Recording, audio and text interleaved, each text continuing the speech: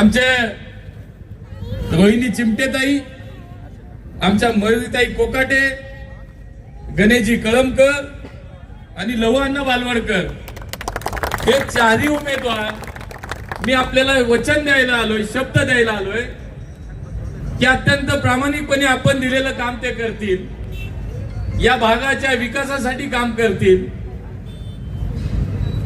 पुणे शहराच्या प्रगतीसाठी त्यांचा हातभार असेल. अण्णा इथे उपस्थित आहे. या अण्णांना विनंती करतो, विजय असो. बोलो भारत माता की, भारतीय जनता पार्टीचा. मी अण्णांना विनंती करतो की आपण या सभेची सांगता करायची.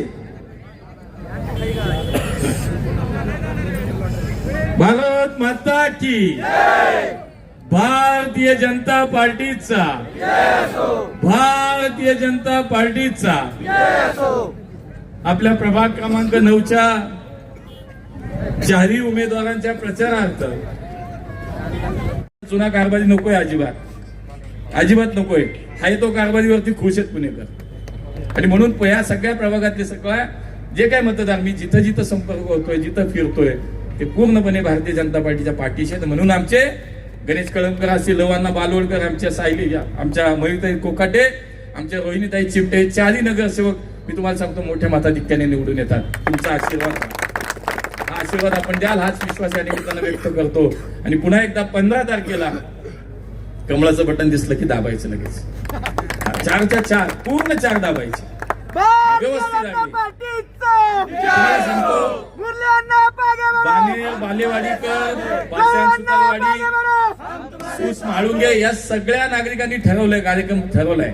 काय ठरवलाय? दिसलं कमळ की दाबायचं बटन.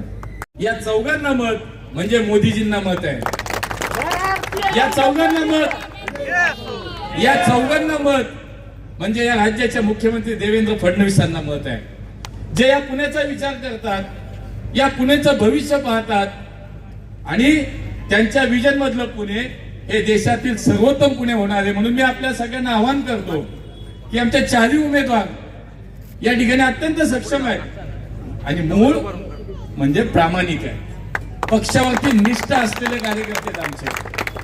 आता समोरच्यांना उमेदवारच मिळत नाही, मग पकडलं इकडून तिकडून चालू आहे कार्यक्रम. होऊ द्या, काय मिळत नाही. मी तुम्हाला सांगतो, या प्रभागातला भारतीय जनता पार्टीचा कार्यकर्ता मनापासून कामाला लागलाय आणि या प्रभागातला भारतीय जनता पक्षाला मानणारा मतदार मी तुम्हाला सांगतो, तो जास्त बोलत नाही पण आत गेल्यानंतर कमळच दाबतो. काही फरक पडत नाही, तुम्हाला सांगतो बघा. आणि आजही पुण्यामध्ये जे काही सर्वे रिपोर्ट्स येत आहेत त्याच्यामध्ये सुद्धा मी आपल्याला सांगतो की या शहराच्या एकूण निवडणुकीचा विचार करता कालचा जो सर्वे त्याच्यामध्ये भारतीय जनता पार्टी 120 ते 125 जागा निवडून येतात आणि पुण्याचा महापौर हा भारतीय जनता पार्टीचा होतोय. भारतीय जनता पार्टीचा. या भारतीय जनता पार्टीचा होणाऱ्या महापौराला जी 4 मतं द्यायची आहेत, ती 4 मतं इथं उभी आहेत, जे आपल्याला त्यांना पाठवायचे.